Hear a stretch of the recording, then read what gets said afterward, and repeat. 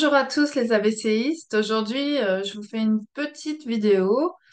C'est plutôt pour parler sur les difficultés que l'on peut rencontrer, qu'elles soient financières ou d'ordre logistique pour tout ce dont on a besoin à la maison. Quand on rentre, par exemple, de rééducation ou de l'hôpital, on ne sait pas trop comment procéder, par quel bout commencer. Donc, je vous propose aujourd'hui qu'on en parle. C'est parti. Le retour à la maison, c'est quelque chose de très violent pour bon nombre d'entre nous. Je parle aujourd'hui, bien sûr, sur ma chaîne exclusivement sur les personnes qui ont fait un AVC, mais c'est vrai que on peut se sentir démuni pour toute autre maladie. Donc, quand on rentre à la maison, souvent, on ne sait pas bien par quel bout commencer en termes de papier administratif. Donc, si dans le centre de rééducation dans lequel on vous a accueilli, ils n'ont pas pris le soin de vous demander quelle aide vous aurez besoin, les aides, je parle plutôt les aides qui peuvent contribuer à un rééquilibrage dans votre vie. C'est-à-dire, je vous donne mon exemple, comme ça parlera de lui-même. Quand je suis rentrée à mon domicile, en termes de logement, déjà, j'avais pas de rampe par rapport à mes escaliers, pas de poignée en fait pour me tenir. Euh, J'avais rien dans ma baignoire qui était adapté, c'est-à-dire pour franchir le seuil de ma baignoire. Comme j'étais hémiplégique, il n'y avait rien pour que je puisse me raccrocher en termes de poignée ou quelque chose aussi pour m'asseoir, puisque m'asseoir, c'était une chose, mais me relever en était une autre. Donc, il a fallu que je commande un banc, on appelle ça un banc de douche, un banc de baignoire, pour m'aider à me mouvoir dans ma baignoire seule. Dans mes toilettes aussi. Vous savez, les petites barres d'appui qu'on peut trouver un peu partout. J'ai dû en poser dans chacun de mes toilettes, dans chacun de mes WC. Qu'est-ce que j'ai pris? Par rapport à la cuisine, j'ai eu, j'ai commandé un revêtement qu'on pose, et puis après on peut poser un saladier ou une table à découper dessus, et ce qui fait que ça évite que ça glisse sur le plan de travail par lui-même. Donc ça, vous pouvez même l'adapter au départ avec des torchons ou des choses un peu qui empêchent que le plat glisse, hein, parce que c'est comme ça que j'ai fait au début. Tester un outil qui n'était pas fabuleux, en fait, qui semblait être pratique parce que je pouvais me servir que de ma main gauche. Enfin, à cette époque-là, vraiment, je me servais que d'une seule main. Aujourd'hui, j'arrive à me servir des deux, mais pas, elle n'est pas fonctionnelle, ma main droite. Euh, Elle m'aide. Voilà, elle m'aide à maintenir, à prendre.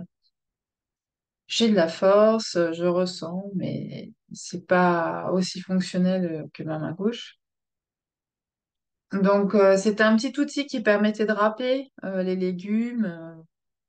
On mettait ça sur le majeur, on l'enfilait en fait comme une bague et ça permettait d'avoir l'objet sur les doigts, mais c'était nul en fait. Moi, ça m'a pas convenu du tout. En fait, il y a beaucoup de petits outils que vous pouvez commander, mais parfois vous êtes déçu par l'utilité qu'on en fait. Ce qui serait bien, c'est que quelqu'un puisse vous amener tout un tas de choses et en réel les essayer en fait pour pouvoir par la suite les commander. Mais ça, c'est dans un monde idéal. Euh, Qu'est-ce que j'ai eu encore? Eh bien, pour ma voiture, évidemment, il a fallu faire un équipement spécialisé pour que je puisse conduire de ma jambe gauche et à ma main gauche. Du coup, bah, ça, c'est un garagiste spécialisé qui s'en est occupé. À la maison, je crois que c'est tout. Pour ma part, j'ai pas eu d'autres adaptations à faire. Bon, je suis sur une maison à étage, donc ça a compliqué évidemment mes déplacements. Ce qui a été très urgent et qui m'a valu une chute dans les escaliers, c'est les rampes. Ouais, ça c'est primordial, c'est hyper nécessaire. Euh, je sais pas pourquoi dans cette maison, quand on est arrivé, il n'y avait pas dès le départ des rampes. Et en fait, bon, je dis à mon conjoint, toute vaillante que j'étais à l'époque, tout têtu surtout, très têtu. Oh mais non, mais moi mon truc d'hémiplégie, je vais m'en remettre en un claquement de doigts. C'est pas la peine de poser des rampes, je serais remise sur pied avant.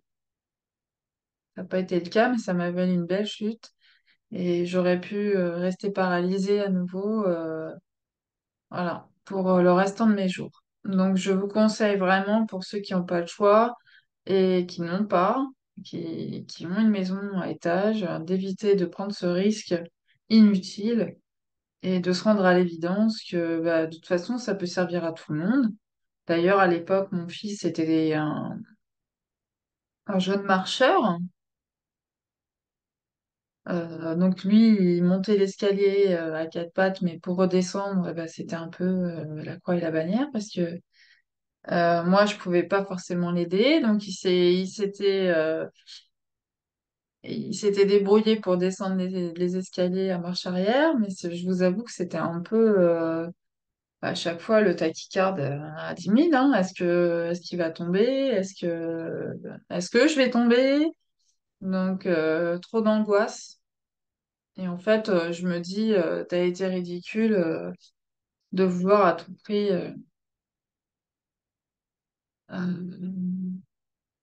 montrer que tu pouvais t'en passer.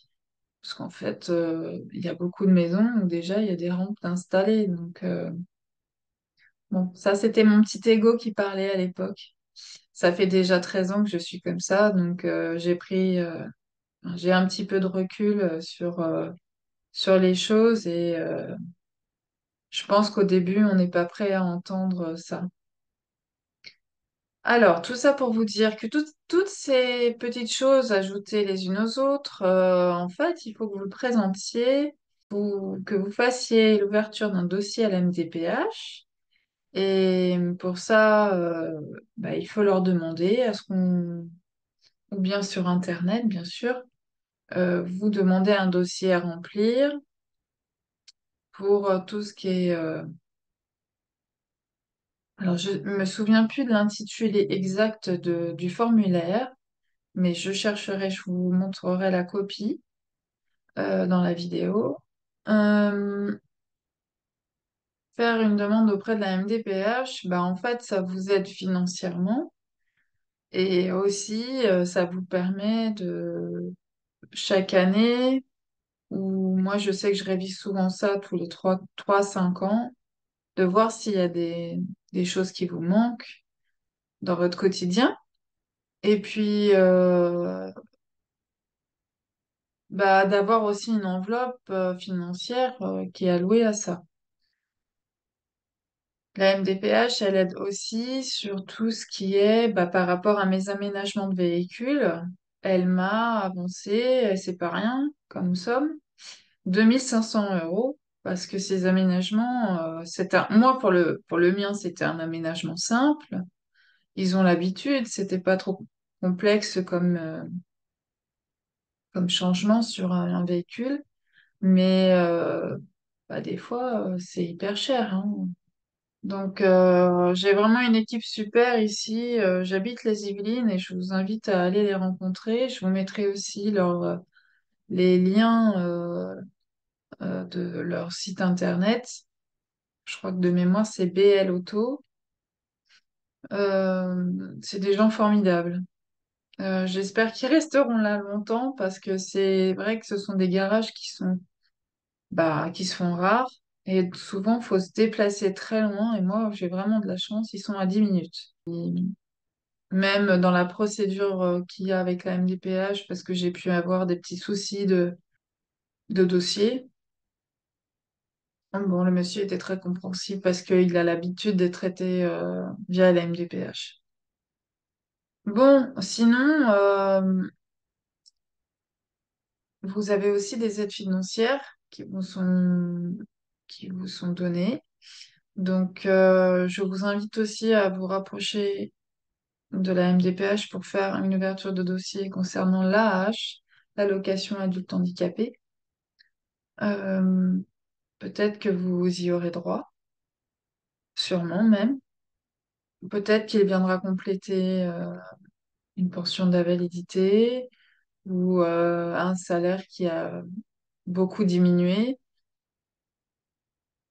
Surtout que la loi a changé par rapport à la location adulte handicapé et bien heureusement, je dirais, parce qu'il n'y a plus les revenus du conjoint qui sont pris en compte dans la, dans le paiement de cette allocation. Et c'est tant mieux. Et enfin, ils ont désola, désola, ils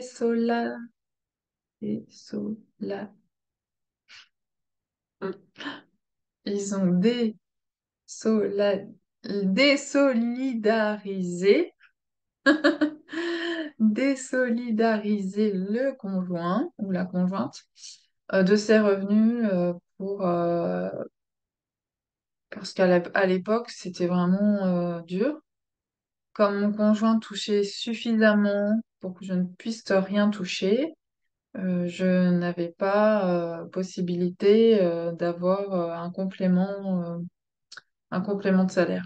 Je vais vous parler aussi. Nous étions propriétaires à cette époque et nous sommes toujours. Nous avons pu garder notre logement, mais ça a été très difficile. Donc je suis de tout cœur avec vous si vous êtes un peu dans la même panacée que nous à l'époque.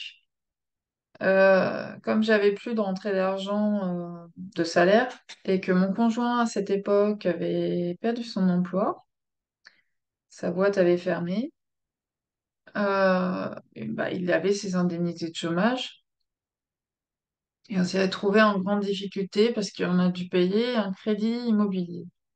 Évidemment, on avait acheté cette maison. Donc les banques, elles ne s'arrêtent jamais de vous demander ce que vous avez à leur payer. Donc, et puis à côté de ça, il y avait les factures qui tombaient, etc., etc.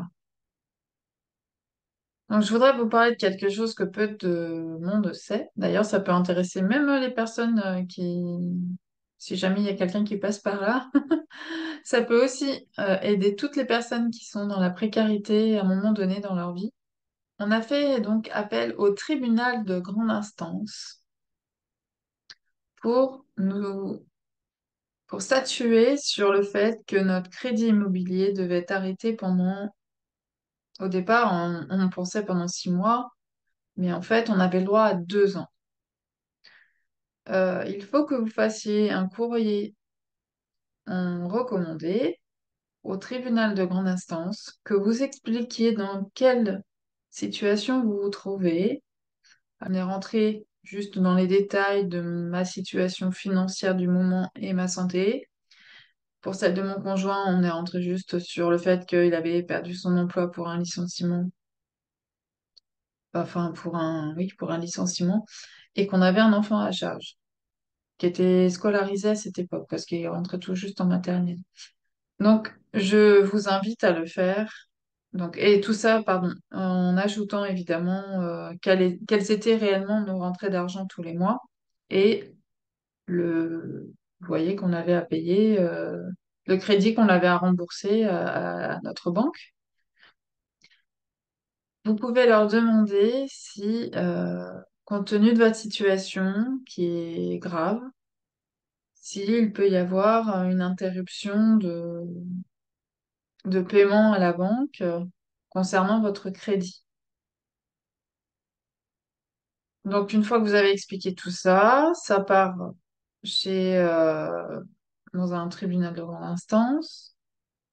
Le tribunal répond. Il nous a fallu à peu près un délai de 2 mois.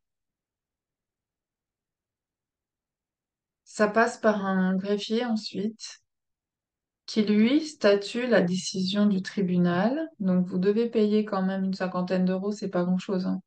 Entre 5, allez, je vais dire large, entre 50 et 100 euros pour que le greffier intervienne auprès de la banque et statue.